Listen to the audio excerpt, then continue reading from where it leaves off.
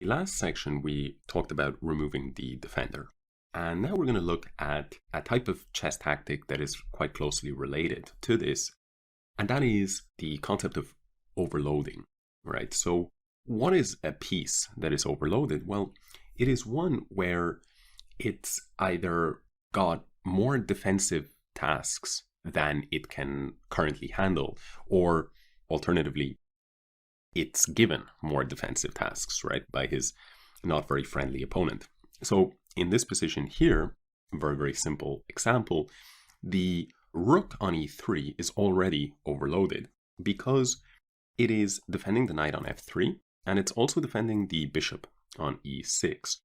And the problem for white is that the bishop on b7 is attacking the knight on f3, and the rook on b6 is attacking the bishop on e6. Therefore, after the best move by black of bishop takes f3, we see that the rook cannot capture the bishop on f3 without losing the extra piece that white had at the very beginning, this bishop on e6.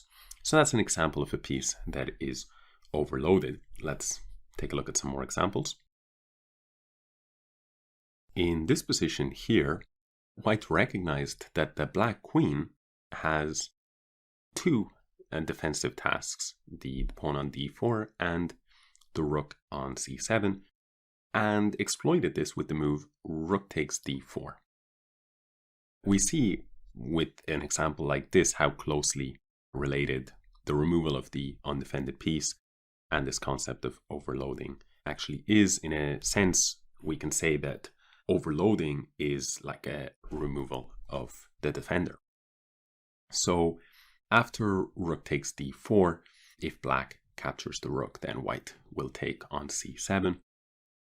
One thing worth noting here is that the reversal of the move order, instead of first rook takes d4, if white were to capture on c7 first, this would not be effective, because after rook takes, queen takes, the rook on d8 will actually be defending on d4. And with overloaded pieces, as well as removal of the defender, it's important to keep in mind that move order can make all the difference.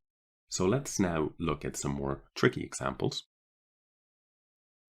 Here, white uses overloading tactics to damage white's kingside pawn structure. Black actually plays the move bishop takes g2, and the point is that if king takes bishop, then rook to e2 check will get the knight back with interest.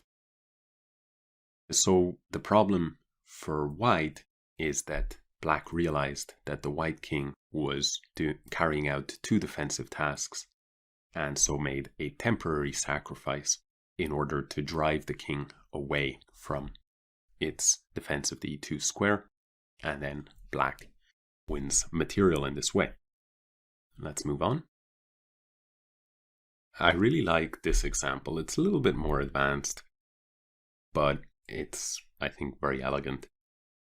So white actually would love to play a move like knight to f5, because then the knight would actually be threatening checkmate. It would be threatening to go to h6, and from there it would be giving a check, and then the bishop would be covering the remaining squares. So the knight to f5 would be a very strong move, but the pawn on e6 prevents this from happening. And once again, the reason why we have an overloading tactic is because the pawn is not only carrying out this defensive duty, but it's also covering the d5 square. So white uses this to his advantage with the tactical shot rook takes d5. Black is forced to capture the rook, otherwise he is just down a piece.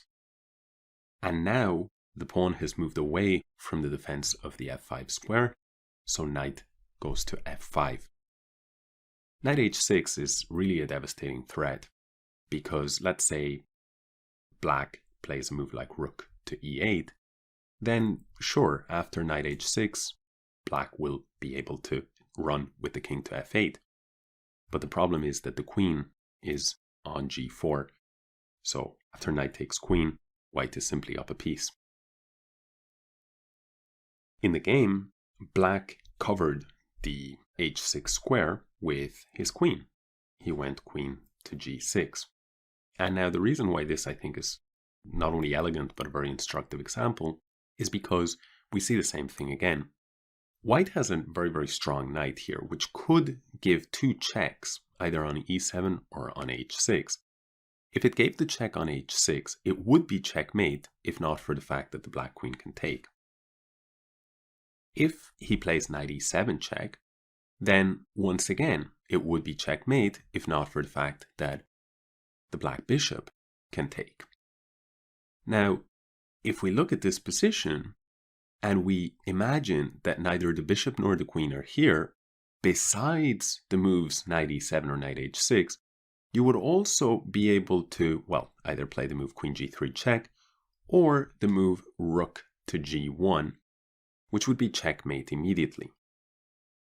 Now, what I'm trying to get at with this is that white would love to place a rook on g1 as it targets the king at the very end and the queen as well that is currently blocking.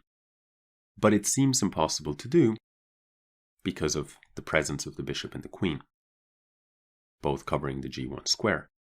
But white, of course, realized that the threats of knight e7 and knight h6 mean that the queen and the bishop are also potentially able to be overloaded. So in fact, white here played the very nice move rook to g1. And now if bishop takes rook, then knight e7 is checkmate, and if queen takes rook, then knight h6 is checkmate. So neither is possible, neither capture is possible, and therefore the queen will be taken. In fact, white has an even stronger threat right now than rook takes queen, and that is the move knight h6, which would be checkmate since the queen cannot capture the knight because it is pinned. Let's show another couple of examples. In this position, the great attacking player Alexei Shirov played the move h4. And this is, of course, very typical to advance the pawn in order to try and weaken white's structure on the king side. And we'll see one of the consequences of this type of weakening in the next move or two. White played bishop to g2, now black took on g3, and pawn takes g3. And so the effect is that this pawn and this pawn have both disappeared. But that's important because the pawn on h2 was defending the g3 pawn. Now, the only defender of the g3 pawn is the pawn on f2. So where there once was two defenders, there is now only one. But the f2 pawn is carrying out a second task, the defense of the e3 pawn. And it is this fact that permits Shirov to play the move bishop takes g3, a nice sacrifice. The point is that if white captures here on g3, black will take on e3. In this case, black has only gained 2 pawns for the sacrificed piece right now. But the problem is that with all of white's pieces on the queen side, his king is in a lot of trouble. The best move would be king to h1, but after the move knight to g4, the knight and the queen, along with the fact that white's pawn cover has been blown, means that there is no good way to defend for white. Here's a fancy way of launching an attack. White would actually love to be able to give a check on g6, but at first sight it seems that the only way he can achieve that is if he could push the pawn to h5 so that the pawn would defend the queen on g6. But in fact, white uses overloading to his advantage and plays the surprising move knight e5. Now the point is that white is threatening queen g6 check, and, well, the knight itself is not defended on e5, so why can't black simply take? Well, the problem is if black captures, then white will play the move queen to c7 check. And now there is a double attack on the rook and on the king. The only way to avoid immediate material loss would be the move king to f6. But now, at the end of the sequence, white plays queen d6 with check and attacks both rooks. Now, the king can easily defend one of those rooks, but the two rooks are too far away to both be defended. So if, for example, king f7 or king g7 is played, then the rook on e5 will be lost. And if black instead blocks with a move like bishop to e6, then the rook on f8 will be lost. So a fancy way of using the overloading theme to achieve seemingly unrelated goals in this position to be able to target the g6 square. Okay, let's take a look at a final example of overloading. In this final position, black beautifully exploits the overloading of this bishop on c5. The bishop is actually carrying out 3 defensive tasks. The first one, most obvious one perhaps, is it's defending the knight. And we see that the knight is currently being attacked by the black queen. The second very important task is it's covering the f8 square. If it was not doing so, then rook f8 would immediately win the white queen. And then the third, not so obvious task is it's blocking the c file. So in fact, if the bishop was not here, black would probably play rook to c3, check. And then the white king is so vulnerable that the queen on h4 and that rook on c3 would combine, and it would be a lethal attack.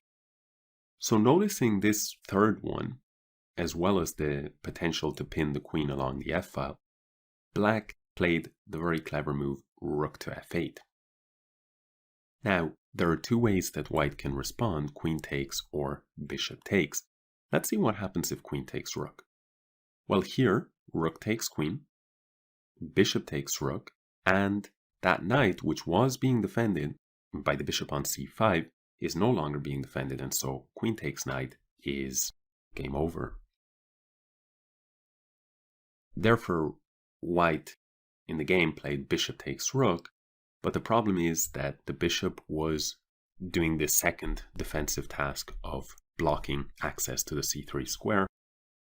So now after rook c3 check, white can play different moves in this position, either king to g2 or king to e2, but in either case, it is forced checkmate. Let's see, for example, king to g2, queen g3 check, king to f1, rook c1 is check, king e2, queen e1 check, king f3, rook c3 check, king g4, queen g1 check. And here, no matter where white goes, it's mate on the next move. King f5 will be met by queen g5 checkmate. So this is, of course, an advanced example. It was actually the black player was none other than Vladimir Kramnik, former world champion. So this kind of advanced use of overloading is to be expected from players of his caliber. But in any case, I hope you enjoyed the examples in this section, and I will see you in the next section.